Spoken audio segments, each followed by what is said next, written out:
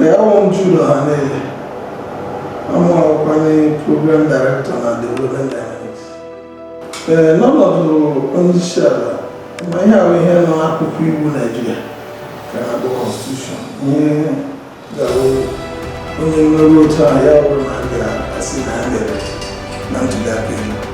And keep us on I have president. When I have been very vote to catch up on all. Much less one door, much easier, onye ahụ ga-enwekwe otu ụzọ n'ụzọ anọ vootu agụrụ na steeti ekete steeti ndị nọ na Naịjirịa ụzọ atọ na steeti ụzọ abụọ tinyekwa Abuja.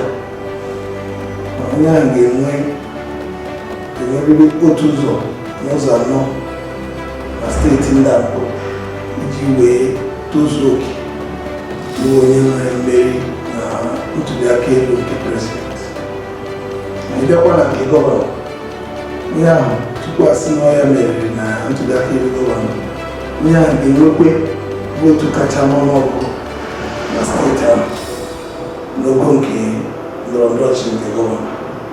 Onye ahụ ga-enwekwe otu ụzọ n'ụzọ anọ na mpaghara lokal gọọmenti nọ na steeti ahụ ekete ha ụzọ atọ na mpaghara ụzọ abụọ.